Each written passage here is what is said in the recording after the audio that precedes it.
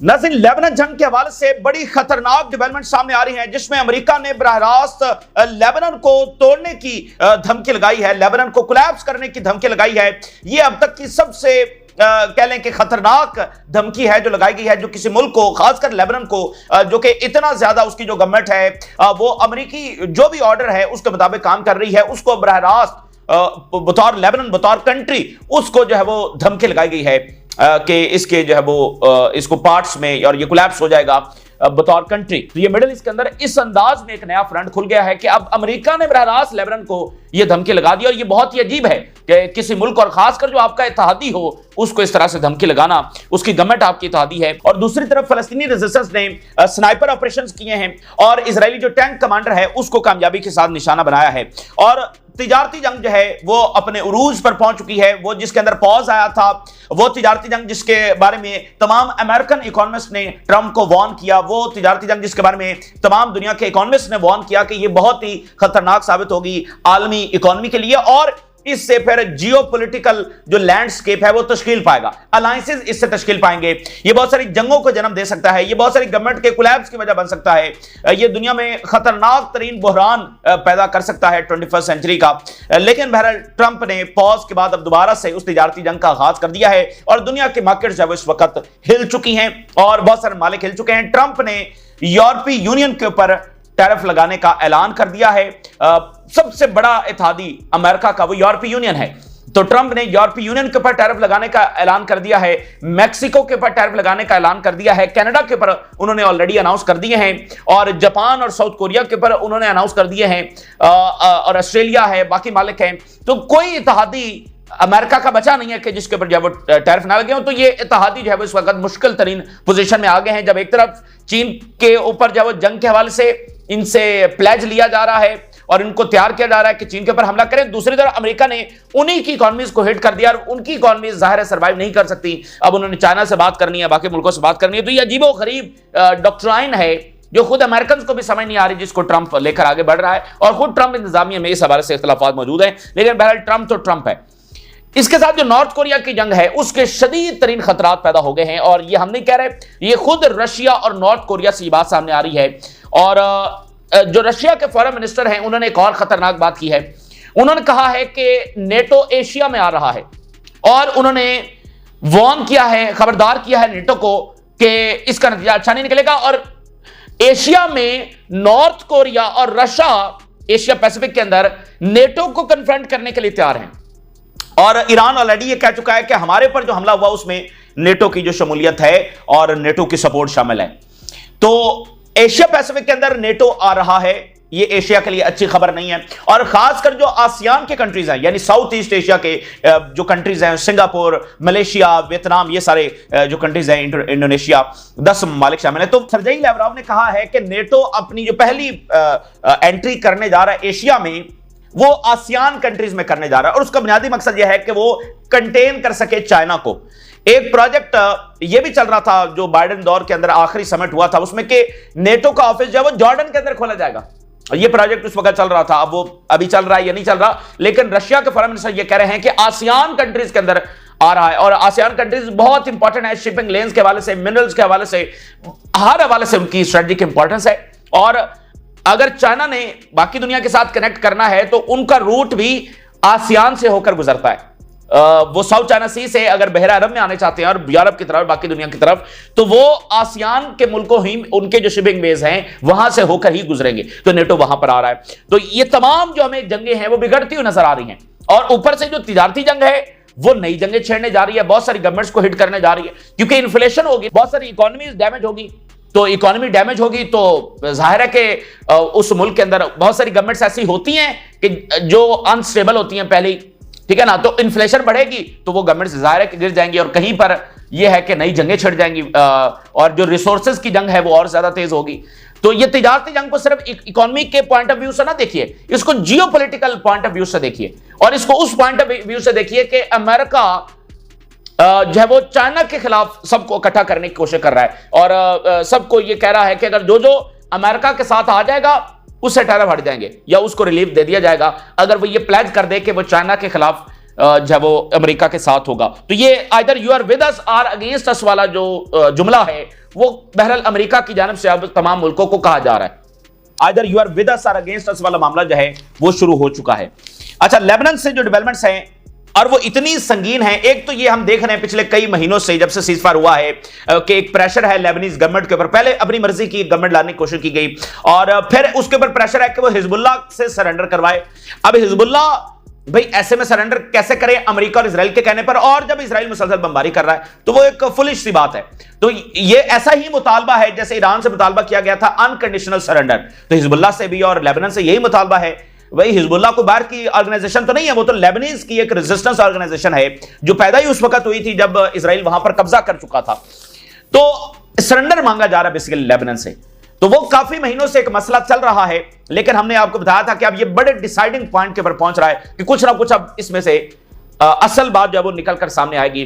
तो जो अमेरिकी इन्वॉय हैं उन्होंने इंटरव्यू में यानी खुलकर जो है कहा है कि अगर लेबनान ने हिजबुल्लाह को डिसार्म नहीं किया तो फिर लेबनान फारिग है, बतौर कंट्री लेबनान जो वो फारिग है और ये कोलैप्स कर जाएगा।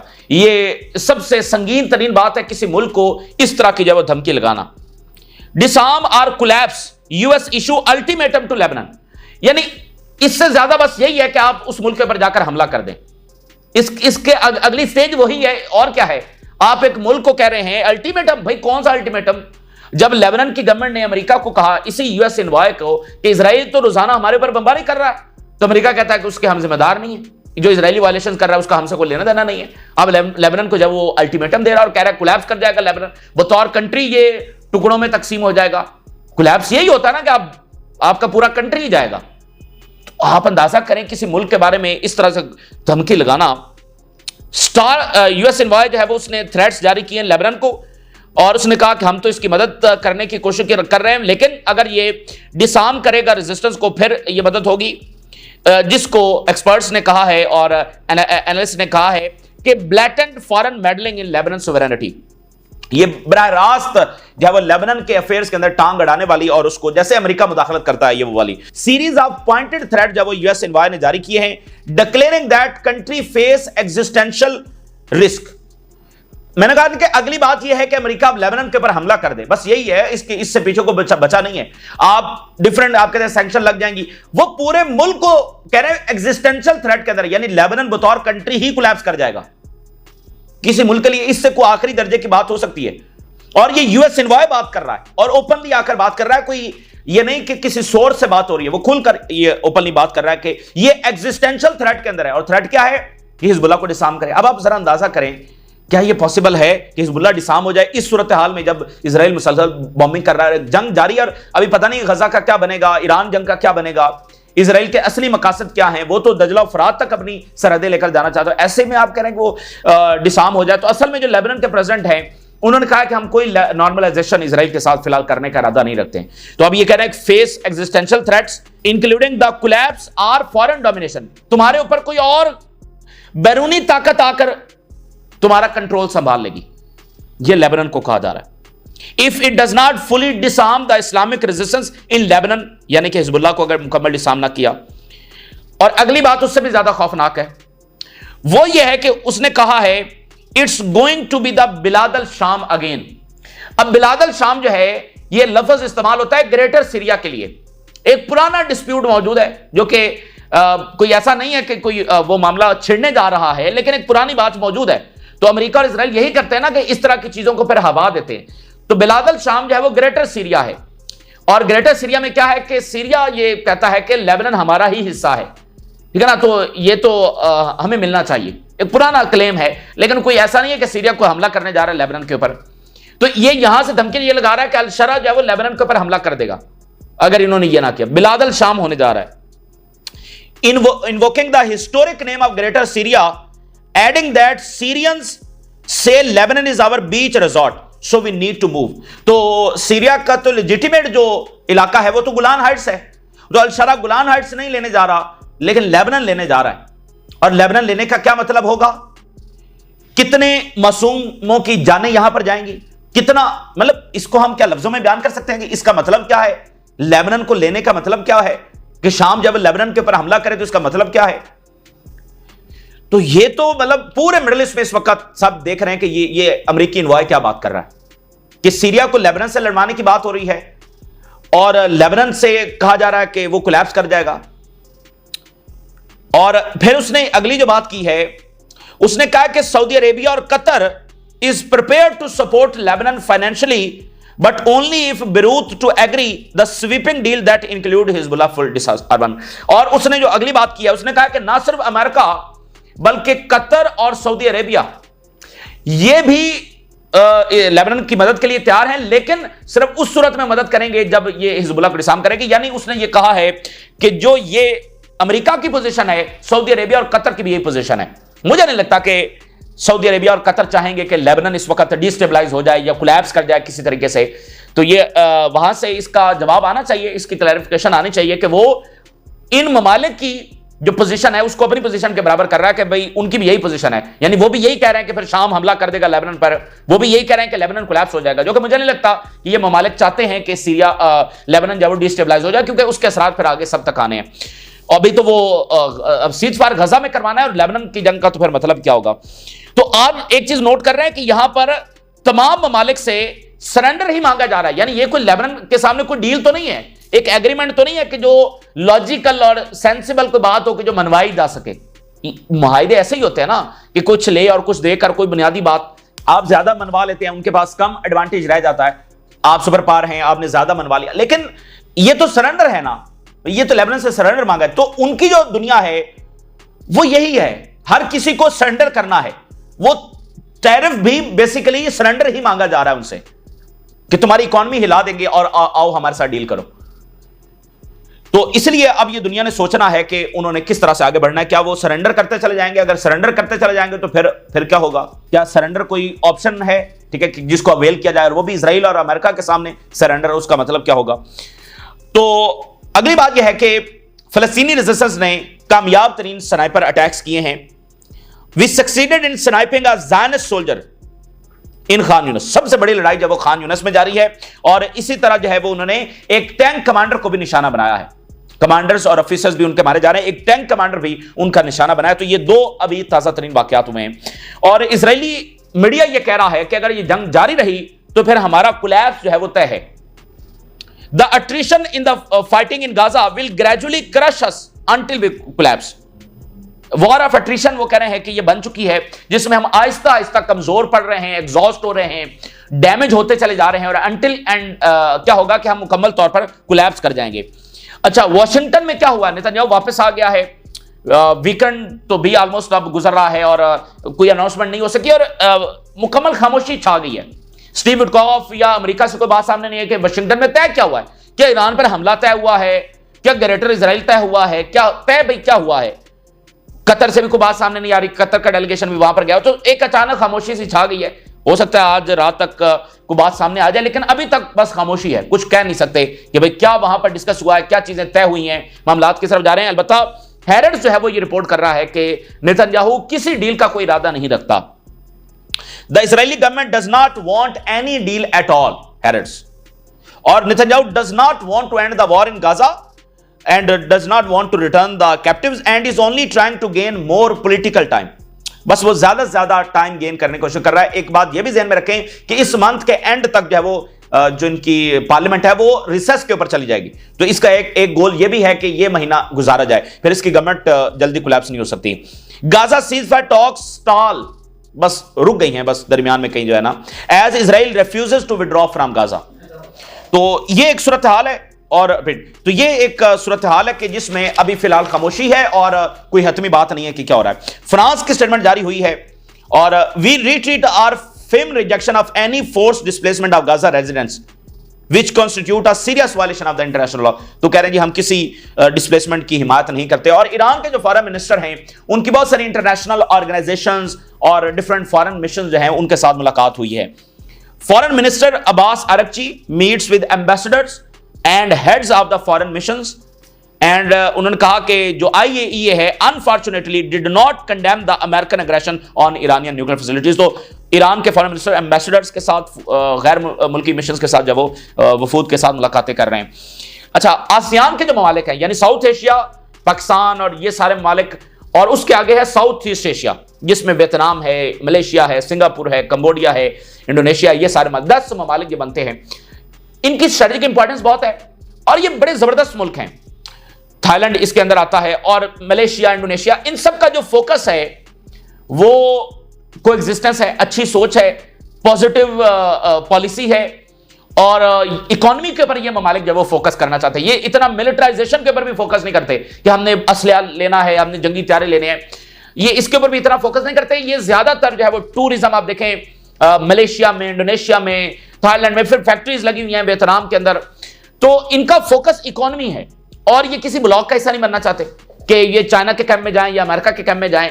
ये बस अपने काम से काम रखना चाहते हैं और सबके साथ ताल्लुकात रखना चाहते हैं, किसी के हक में नहीं जाना चाहते, किसी के खिलाफ नहीं जाना चाहते, इकोनॉमी के ऊपर फोकस करना चाहते हैं। और अगर आप देखें तो इन मुल्कों ने तरक्की भी बहुत की है।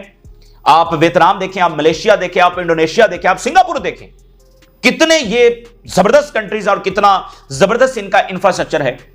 तो ये किसी का हिस्सा नहीं बनना चाहते। लेकिन दुनिया चूंकि बदल रही है और जो ग्लोबल ताकतें हैं और उसमें सबसे बढ़कर अमेरिका जो है, अब वो अपने मफादात के लिए either you are with us और अगेंस्ट अस का नारा जो है वो लगा चुका है। तो वो तमाम रीजन्स के ऊपर और एक एक कंट्री के ऊपर अप्लाई होगा। यानी अब ये मुल्क चाहे ना चाहे इनको कुछ करना है। एक तो इनके ऊपर लग गए हैं टैरिफ, दूसरा सर्जेई लेवरोव ने अभी कहा है कि नेटो आसियान के अंदर आ रहा है। आसियान नहीं नेटो को लेकर आ रहे हैं, नेटो आसियान में आ रहा है। और जब नेटो या अमेरिका या वेस्टर्न ताकतें इस तरह से किसी में पेनिट्रेट करती हैं तो वो कैसे करती हैं, क्योस फैलाएंगी और मामला बहुत खराब होंगे। बड़ी ये अफसोसनाक बात है आसियान के हवाले से। नेटो जो है, its efforts to penetrate the region, establish infrastructure and secure a foothold. वहां पर नेटो इंफ्रास्ट्रक्चर बनाएगा, अपना फुटहोल्ड जब वो वहां पर कायम करेगा। Political and diplomatic front to contain China. NATO ये किस लिए कर रहा है, ताकि चाइना को यहां पर कंटेन किया जा सके। कंटेनमेंट की जो पॉलिसी है पिछली सेंचुरी में जिस तरह से सोवियत यूनियन के खिलाफ इस्तेमाल हुई और अल्टीमेटली वो कोलैप्स कर गया, तो यही पॉलिसी ये चाइना के खिलाफ कंटेनमेंट की, कि उसको तमाम जगहों पर कंटेन किया जाता है, उसके जो शिपिंग वेज है उनको कंट्रोल किया जाता है, उनके बॉर्डर जो तमाम कंट्रीज हैं वहां पर अपना इंफ्रास्ट्रक्चर बनाया जाता है, वहां पर इन्फ्लुएंस हासिल किया जाता है, तो हर हवाले से उसको कंटेन किया जाता है। तो ये सर्जेई लेवरोव बात कर रहे हैं कि नेटो आसियान में आ रहा है और मकसद जो है वो चाइना है। तो इसलिए अब आप देखेंगे कि चाइना कितनी तेजी के साथ, चाइना जैसा मुल्क कह रहा है कि हम जंगी हथियार देंगे, तो बिला वजह नहीं कह रहा, जंग छिड़ चुकी है, जंग नजर नहीं आ रही कि देखें ये बड़ी ताकतें बराह रास्त इतनी आसानी से तो नहीं लड़ेंगी, वो तो वर्ल्ड वॉर होगा जब ये लड़ेंगी। तो ये जंग बहरहाल छिड़ चुकी है, तबले जंग बच चुका है। और Russia and North Korea agree on the need to establish reliable mechanism to ensure unified security in Asia and Pacific. बड़ी इंपॉर्टेंट बात है, लेवरोव ये कह रहे हैं कि नॉर्थ कोरिया और रशिया एग्री हो गए हैं कि वो एशिया और पैसिफिक के अंदर सिक्योरिटी मेंटेन करेंगे। तो ये नेटो के साथ, मतलब नेटो एशिया पैसिफिक में आ रहा है और रशिया वार्न कर रहा है और साथ नॉर्थ कोरिया कि हम मुकाबला करेंगे यहां पर। तो तबले जंग जो है वो बच चुका है। The Economic Times, NATO can not dictate us. और foreign minister issued a strong message against NATO push to expand military influence in Asia and Pacific। NATO Asia में तो नहीं है, एशिया का एक ही कंट्री उसका मेंबर है और वो टर्की है और उसको चलो आप एक्सेप्शनल केस कहें। तो नेटो तो नॉर्थ अटलांटिक ट्रीटी ऑर्गेनाइजेशन है, यूरोप और अमेरिका और कनाडा। तो एशिया में पहली बार नेटो आ रहा है। जॉर्डन में उसका मंसूबा था, वो पता नहीं चल रहा है या नहीं, वहां पर ऑफिस खोलने का। दरमियान में यह भी बात चली थी कि जापान के अंदर नेटो का ऑफिस खुलेगा। अब वो आसियान के अंदर आ रहे हैं और ये कह रहे हैं कि हम पूरी तरह से तैयार हैं और कन्फ्रंट करेंगे। और we warn against the misuse by the United States, ये बात बड़ी इंपॉर्टेंट है, United States, South Korea and Japan of their alliance against Russia and North Korea. अब पिछली वीडियो में हमने आपके सामने फाइनेंशियल टाइम की रिपोर्ट रखी कि अमेरिका इन मुल्कों से प्लेज मांग रहा है कि हमें बताओ कि तुम जाओगे जंग में या नहीं जाओगे। तो रशिया के फॉरेन मिनिस्टर कह रहे हैं कि साउथ कोरिया, जापान और अमेरिका अलायंस बना सकते हैं against north Korea and Russia. देखिए कोई मीडिया एनालिसिस तो रख नहीं रहे हैं, रशिया के फॉरेन मिनिस्टर बात कर रहे हैं। आसियान में, क्योंकि मिडिल ईस्ट में तो जंग छिड़ी है, अफ्रीका में छिड़ी है और साउथ एशिया जो है वहां पर भी एक जंग पनप ही रही है। तो साउथ एशिया के वेस्ट में, यानी वेस्ट एशिया में जंग, जिसको आप मिडिल ईस्ट भी कहते हैं, इधर साउथ ईस्ट एशिया में भी जंग और ईस्ट एशिया में भी जंग और अफ्रीका में भी जंग। तो ये आलमी जंग का मैदान नहीं है तो और क्या है, ठीक है। और कोई और बंदा बात करे तो फिर आप कह सकते हैं कि यार ये ऐसी बात है। रशिया के फॉरेन मिनिस्टर ये बात कर रहे हैं। और दूसरी बात देखिए, ट्रंप साहब ने 30% टैरिफ अनाउंस कर दिए, एडिशनल 30% यूरोपीय यूनियन के ऊपर और मैक्सिको के ऊपर। और ये जो तमाम टैरिफ हैं ये लागू होंगे 1 अगस्त से, यानी कनाडा या जिसके ऊपर टैरिफ लग रहे हैं तो वो 1 अगस्त से लागू होंगे। अब इसमें क्या मसलहत है कि अगर लागू करने तो आज से क्यों लागू नहीं हो रहे, 1 अगस्त से क्यों होंगे? तो उसमें यह है कि ये दरअसल अमेरिका उनसे सरेंडर मांग रहा है, टाइम दे रहा है उनको कि तमाम ममालिक आए और अमेरिका जो मर्जी की डील चाहता है वो मिले। और उस डील में क्या है, उसका एक सैंपल जो है वो बर्तानिया के साथ हुआ है, जिसमें चाइना के खिलाफ इकदाम होंगे, चाइना के साथ ट्रेड नहीं होगी, चाइना को अपनी मार्केट से निकाला जाएगा।